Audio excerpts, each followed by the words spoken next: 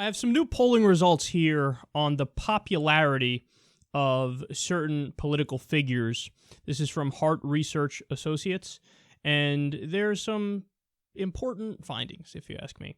So, first, let's go to the least liked politicians in the country.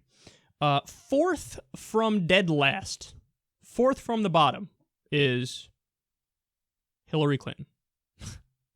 You have 37% have a positive view, 53 have a negative view, which means she's underwater 16 points. Disaster.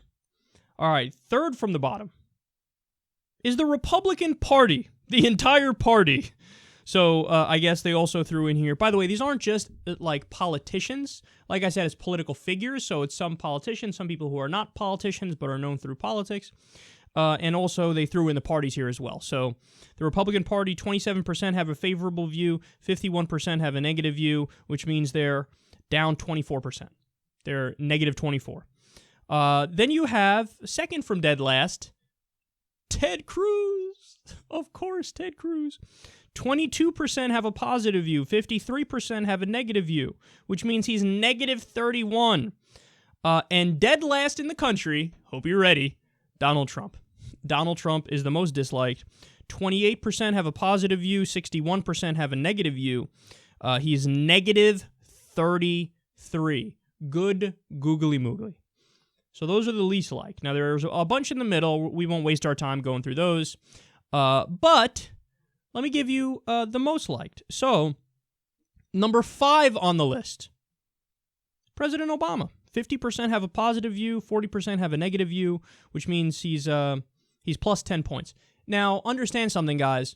I think this is actually a bigger achievement than people give credit for, because historically, at this point in a presidency, when a president's been in there for as long as Obama has, they're almost universally disliked. Like, you get fatigued, you get tired of it. Okay, I don't want to see your stupid face on my TV anymore. I don't want to hear all the stories about what you did and yada yada.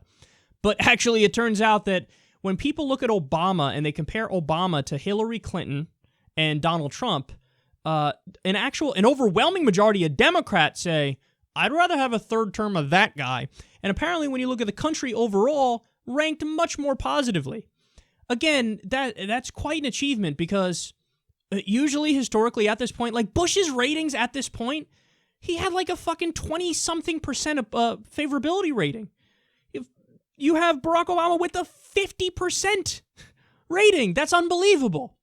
So think about it, man. 50%, that's literally half the country. So, and what, about half the country are Democrats, half the country are Republicans. So almost all Democrats, except it's not, I'm sure a lot of independents like him and some Democrats say they don't like him. But anyway, half the country is like, yeah, he's great. And he's been in there for this long. Wow. Even I think he's more of a mixed bag than people apparently do. They view him more positively than I do. I think he's a mixed character for reasons we don't need to get into right now. But number 4 on the list, Kaiser Khan. So Kaiser Khan, 22% positive, 10% negative, which is plus 12 percentage points here. That's I'm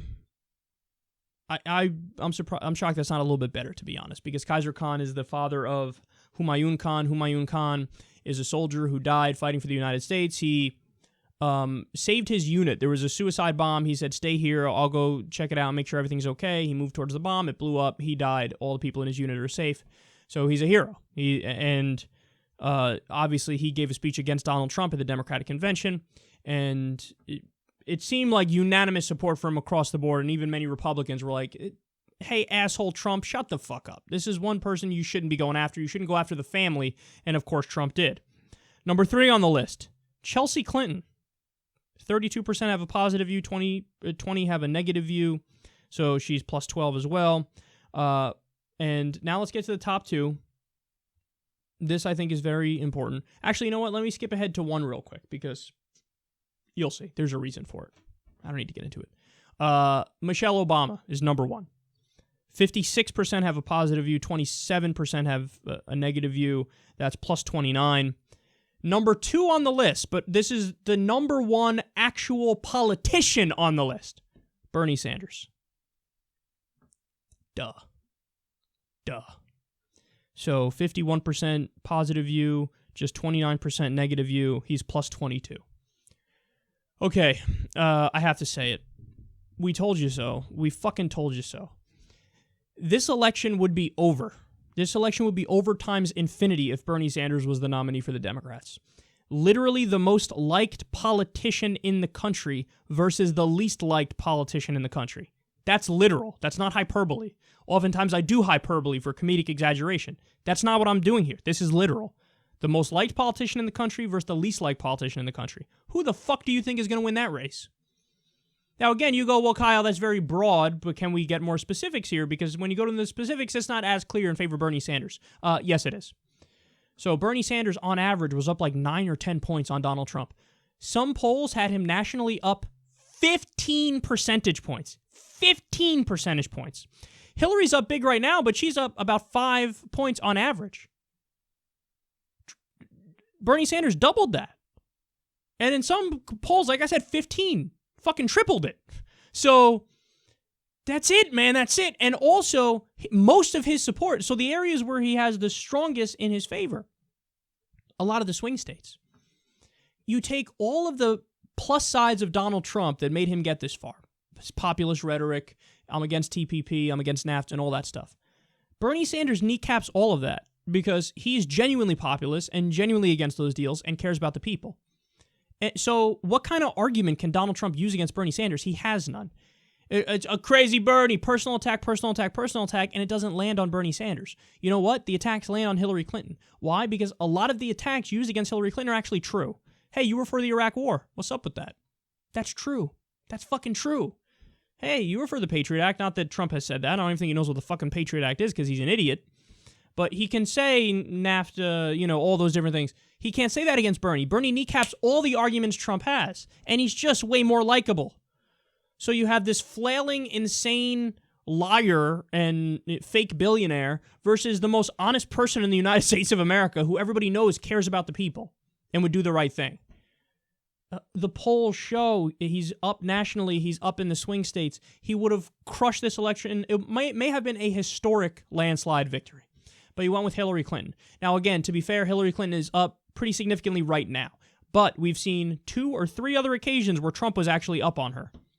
So, and it could keep going back and forth. The yo-yo effect will continue, as I've said a million times. So I would rather not have a close election with the fascist buffoon. But, of course, the Democratic Party had to tip the scale in favor of Hillary Clinton, and she coasted off her name recognition, her celebrity status, and here we are. The country can potentially be turned over to Donald Trump because the Democratic Party tipped the scale against Bernie Sanders, and Bernie Sanders ended up losing when he would have won in a landslide.